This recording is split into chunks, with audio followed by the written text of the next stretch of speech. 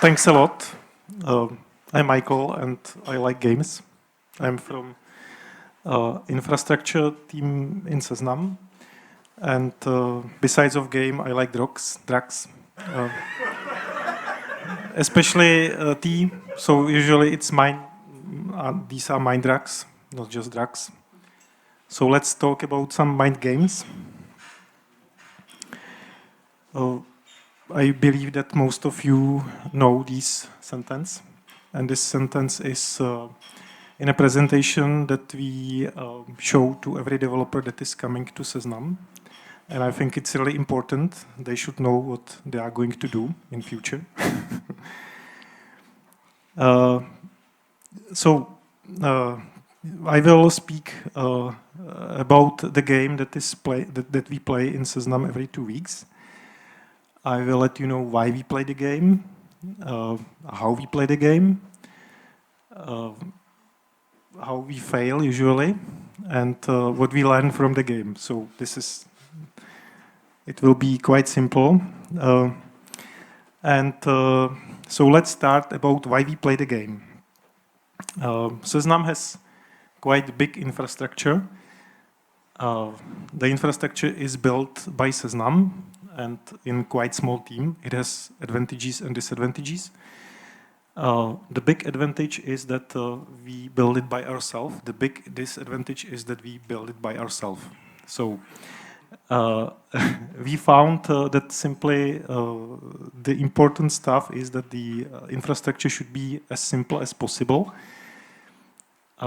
because we are a company that needs to produce money. The infrastructure has to be as cheap as possible and it has some consequences. So basically we have 3 data centers. Every data center is hardware which is built by ourselves. And the hardware is unreliable, so we know that the hardware will fail. And on the top of the hardware is built something which we call CIF, which is cloud infrastructure, private cloud. And on top of the systems are the applications from Seznam, and Seznam built a lot of applications which are somehow connected to each other. And the system is really complex, and it's not so simple to test the system. There was the idea in the beginning that Seznam will build something which was called like a small Seznam. There should be infrastructure as in the production, but finally we found that it's not possible to build it because it's a really complex task. So basically, the result is that if you want to test the system, you need to test it in production. So basically, that's one of the outcome that we found. And the history of the game is really old. It was like, I don't know, maybe 7, maybe 8 years ago. But finally, in last year, we really start to do it in the way that it's done like every 2 weeks. Before, it was done like once per month, in the beginning maybe once per year, and it was, I would say, terrible experience. I will let you know why. But what you should at this moment know is that simply the infrastructure of Seznam is interesting in the way that we have 3 data centers. We have hardware which is built by ourselves. We have a private cloud.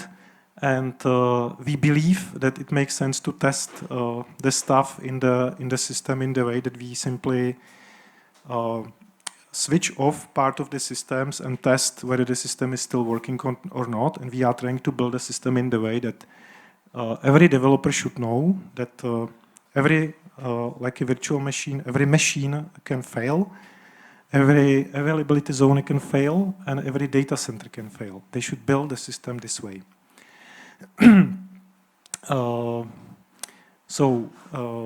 Next, why we do it? Another reason is the cost. If you imagine that we have, I don't know exactly, but it could be something like 16,000 of machines, 3 data centers, and many people that are working on the systems, so it costs a lot. Additionally, if there is a fail, for example, if there is a outage In Seznam, it costs, again, a lot of money, and because of this, the system should be reliable. The question is how to build a system in cheap way and reliable. It's possible, but you need to simply be quite creative, and we are creative. So basically, one of the reasons why we do it this way is the money, and I believe Seznam is able to build the application that is building right now because of the infrastructure, because most of the applications are really not possible to build in the public cloud because it would be too expensive. And the last reason why we do it this way is, from my point of view, maybe even most important, because I believe that treasure of every company are people, and they should know what should be done if there is some problematic situation or if there is a problem. Additionally, they should feel safe. So, for example, if I think everybody in this room has or had some issue with, let's say, in production, and you know what does it mean if there is an issue in production, and I believe that we should somehow prepare the people for the issues. And the result is that if there is a real problem in the production, the people know what they should do, and they are not stressed so much. So basically, I believe this is one of the most important result. And I believe simply that your job should be safe place, and this is one of the stuff that simply help with this. So how we test it? The test is done in these days every 2 weeks. It's automated. It's automated in different levels. The first level is that the network disconnection and connection is automated with scripts. Additionally, the cloud infrastructure is automated in the way that simply if the data center is switched off, all the services that are in the cloud infrastructure should be able to resolve it, and all the applications that are built on the cloud infrastructure should be also able to resolve it. Then we rotate the data centers. So basically, we know that because we have 3 data centers, so in every 2 months, at least one data center, every data center is tested. And this is important from the a complexity point of view, because the system, the Seznam system is live, so we have hundreds of developers that are developing different type of applications, and they are deploying the applications and the changes in different time. And simply, what we found is that the system is changing almost every week, and because of this, simply you never know the state, and that's why it makes sense to test it frequently. Because if you don't test it frequently, then once you test it, let's say after half of year, you will find issues that you don't want to find. So how we test how we play the game? This is a simplified diagram of the Seznam network. You can see that we have 3 data centers. Important point is that we have 2 lines to every data centers from every data center, and we have 2 connections to external network to internet. So it looks quite simple, but if you look to the next diagram, you will see that it's not so simple. So here is again simplified diagram, but this diagram contains the connections in the data center and the connections between data centers. So basically, in every data centers, we have more networks, not just one network. There is a managed network, there is a VPN, and so if you do the cut of the data center, you need to do it in some way. You cannot just cut everything. Another important point is that simply, if we do the cut, the data center is the data center which is not in the part which is not part of the system is still living. So inside the connections are working, but outside the data center cannot communicate. We already tested how it looks like if the network in the data center is not working completely. But you don't want to do it. So basically, this is not what we want to test, but we already tested. The common test works the way that simply the person that is working on the CAD, usually some network guy, will start the script, and the script is cutting one line by line. It's done line by line because in the beginning we thought that we will do it as probably it will happen if there will be some, let's say, real issue. For example, I don't know, one data center will be destroyed. And we disconnected all these lines in one shot. What happened was that the tables that are in the switch in the edge routers were full of the BGPs sessions, and then the BGP sessions should be connected once again. And simply it took quite long time to connect back the lines. And simply this is not what you would like to test every, let's say, 2 weeks or every month. So we decided to do it line by line, and it works the right way. The only point what is important that you should disconnect the data center that was announced that should be disconnected. We already found that it's possible to disconnect different data center. And it was not a good idea, but the future will be that we will do it in future even like randomly. But in these days, it's done the way that we announce which data center should be disconnected, and we are disconnecting the data center. So what is the result? What we found? We found that almost everything can fail. We have some reports from the outages, and if you look to the reports, every outage has some issue. What is the nice point that usually the issues are in the standard outages, it's quite small, but the issues are there, and they are there because really the systems is changing. So you need to know that simply something will fail. Additionally, there is a procedure that simply if system is failing, the team is usually trying to resolve the system. If the team found that they are not able to resolve it, then they discuss it usually with the developer leader of the unit, whether it's a real issue or not. Because, for example, it's different if let's say homepage of the Seznam is not working, or if, for example, something like, I don't know, astrology page is not working. So there are differences in the system, and there are differences in the impact of the cost, and based on this we make a decision, or the developer leader with somebody who is leading the outage makes a decision whether it makes sense to continue or not. And it's common that in some situation we simply stop the outage, and we will simply roll back everything, and we start to work again with the 3 data centers.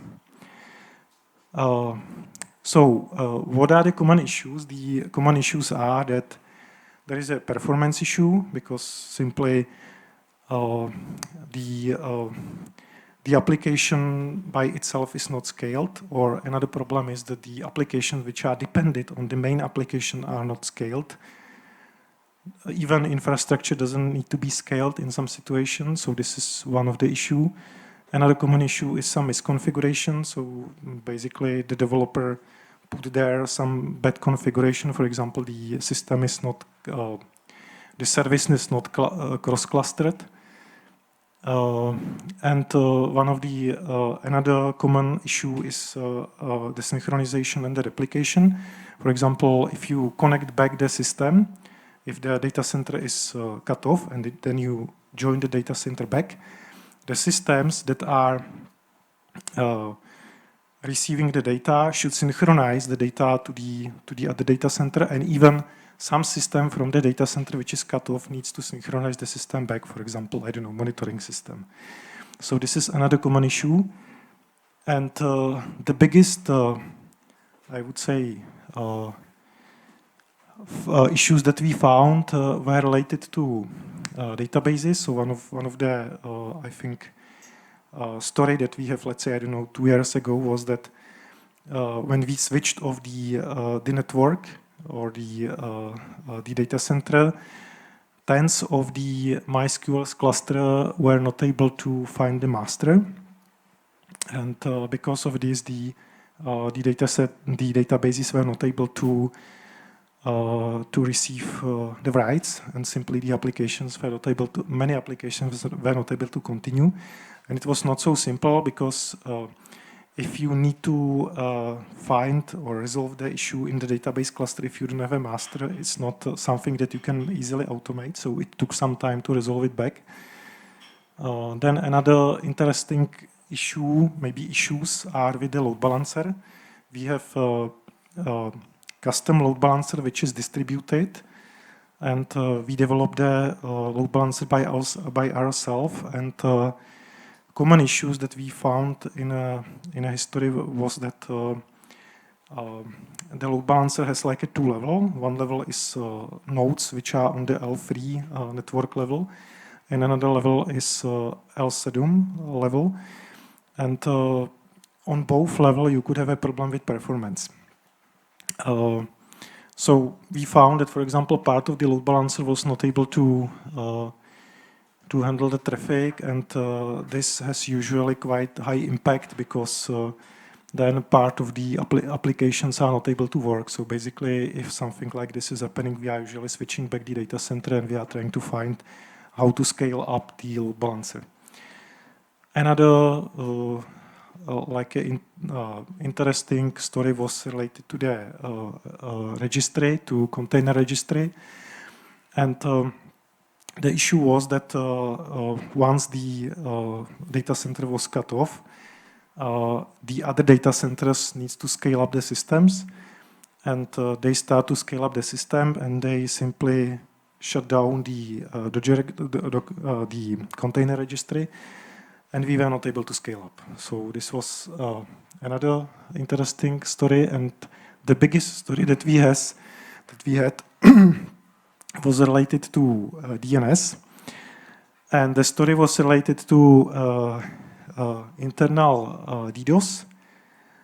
Simply, there was an application that in the data center that was switched off was querying the DNS, and it started to query the DNS in a rate that was not possible to handle. So in the data center that was cut off, the DNS system was down, and we didn't know it. And once we connect the data center back, the data center destroyed the other data centers. So it was really, there was like a several hours outage. It was the biggest outage that I saw in a Seznam, in a history when I was in a Seznam. And it was some consequences because we really try to do the outage a little bit in different way. And I would say that the positive, the biggest positive outcome is that if you cut off the data center, you still need to look into the data center and you need to check what is going inside, because if you join it back, simply you could have really impact that you don't want to see. So these are the issues, and the issues that are really like issues are happening frequently, but most of them are usually small. And what is the outcome? From my point of view, the biggest outcome is that you should think about the errors, that the errors are some of like a stuff which is happening in like a life every day. And I believe that our culture is a little bit strange in a way. I believe in Czech culture, maybe in different culture it's different, that we believe the error is a real problem and it should never happen. The problem is that the errors are happening every day and everywhere, and simply I think we should change it in a way that simply errors are here, it's common, and we should learn something from the errors, but we should not try to not do errors. So this is the result, and the common solution how to handle with this is something which is called postmortem. I believe most of them, or most of you know this, and basically the idea is that if there is an issue, you should not try to find who is responsible for the issue, you should try to find how to resolve it. And so my usually answer is that for me it's not a problem if there is an issue. For me it's a problem if the issue is still repeating and we don't care about the resolution. That's the outcome. Another important outcome is that you need the rules. Because if the system is complex, you need to define some rules, how the system should be developed and how it should be handled. And the rules should be tested, because if you don't test the rules, nobody will care about them. So you need to find some solution how to test the rules. And the last outcome are related to people. Again, I think that this is the most important stuff that you should care about. And I believe that it makes sense to stress from time to time the people, and but stress them in a way that they know that they will be stressed. And I think that it should be compared, it can be compared with something like a file drill test, or if you ever see firemen, how they do the testing. They do it in a way that they have some common scenarios or common procedures, and they simply test the common procedures. And it's not connected with the reality, it's connected with some like a virtual scenario, but the result is that they know what to do if something is happening in reality, and they are prepared and they know how to communicate, and they are not in a big stress because they know that simply it's common and it's happening. So this is another important point, and I believe that the people works in a different way than without these testing. And what is the plan? What we would like to do in future? We would like to randomize the test. So in fact, it's happening if somebody make a mistake, but we would like to make it regularly. So basically, it should be common that. And interesting point was that I think 1 month ago I have a questions to the developer leaders whether they agree with the randomization, and just one of the developer leader told me that he is not prepared for this, the others are already prepared. So I believe that it's not so big deal and we should be able to do it. Another change that we would like to do, we would like to do the test in different levels, not just on the data center level. We would like to modify the the cloud. I mean, it's safe to randomly kill the virtual machines in OpenStack and in Kubernetes. In fact, we already do it because we have the hardware that is from time to time crashing. But simply, we want to do it really in a regular way. We cannot do it in all tiers, but there is already agreement that we can start with this in 1 tier and we will continue with other tiers. We should continue even on network level. In fact, for example, load balancer already started the test that they switched off the load balancer in 1 locality, and because the application has to be cross locality, there is not big impact, but the test is just started, but basically we will start even on the network level. And even the network engineers plan some tests that they will, for example, switch some switches or edge routers, and they will test what will be the impact. Another change which is already happening is related to recovery. So all the services should prepare some plans for the recovery, and they should do some testing with the recovery. So this is already happening. And then I think what we should do additionally, we should change some kind of planning of the test, because what is the result right now? That if you imagine like a big complex system, there are still happening some like updates. And then we do the testing, and I have the feedback from the developers that they are somehow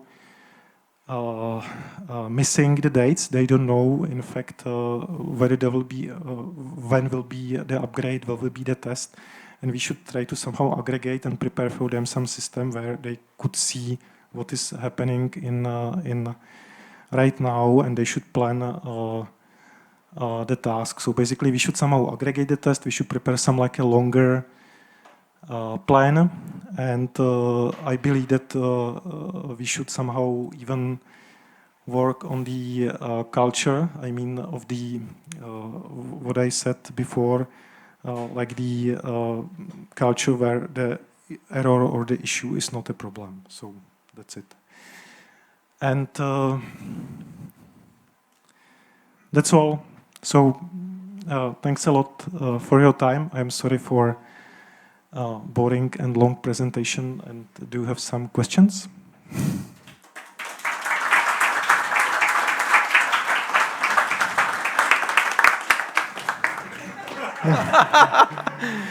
Hello, Radek Zajíc. I have a question.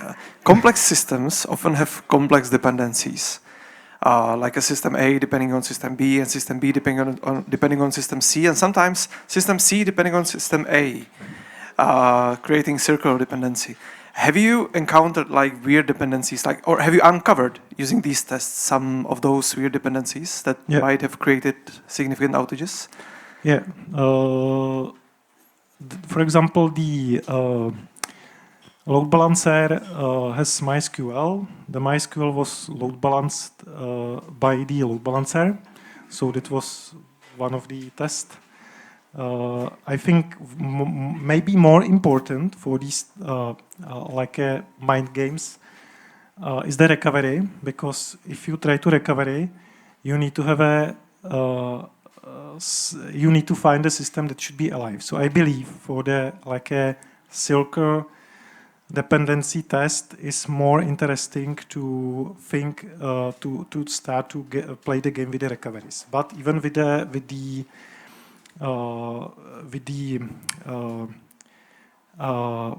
data center test, you will find some, but usually the tests are related to whether the dependent system is cross-balanced or not, because basically what is happening that some of the system is not cross-balanced, and if you switched one of the data center, then it will fail.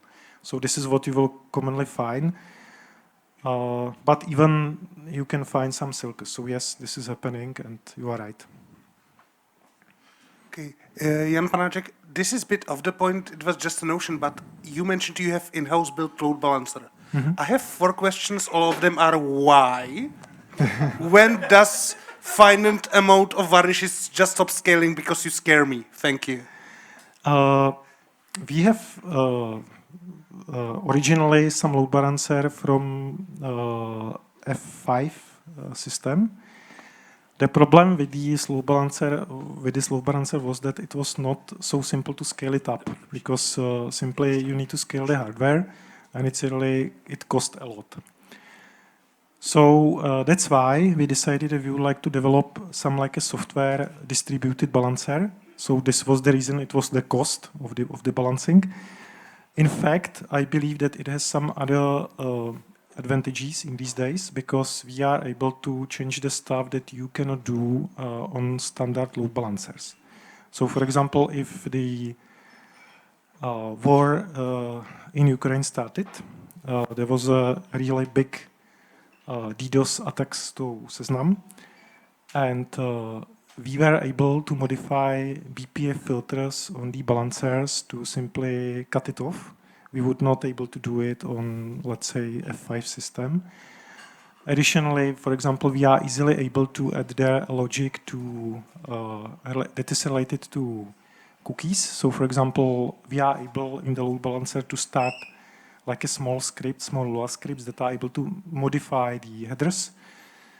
And they are like a more like a logic which is in effect in the load balancer. So I believe it makes sense.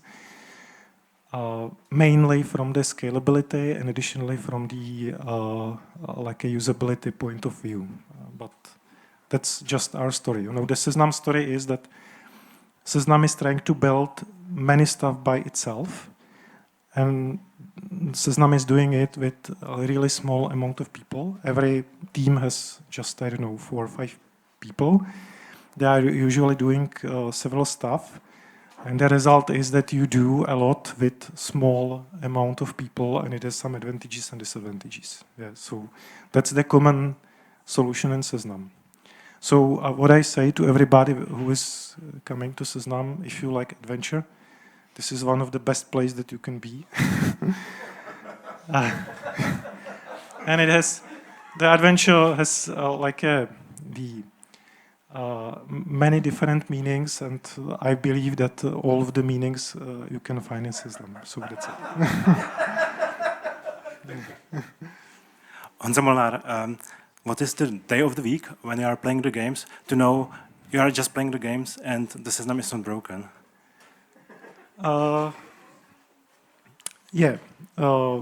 It really happens that simply if you play the game, Seznam could be broken.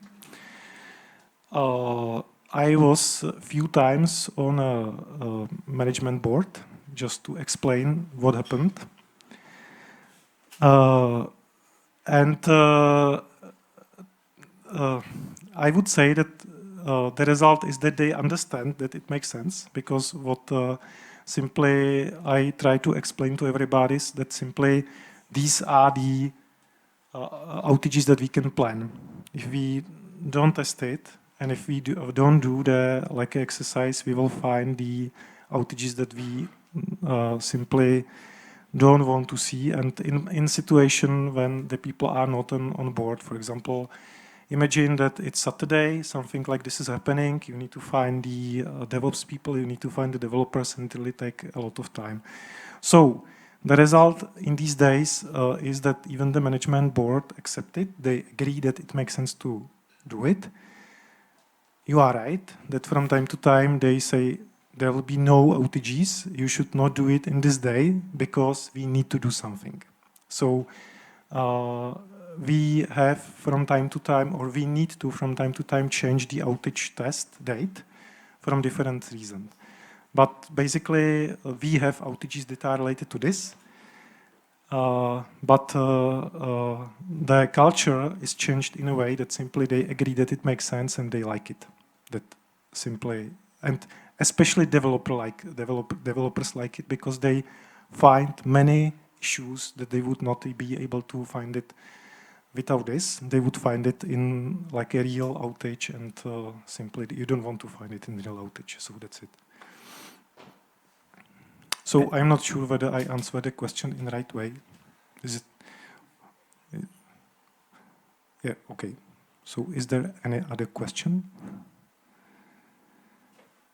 If not, we will have a break and we will continue on 7:15.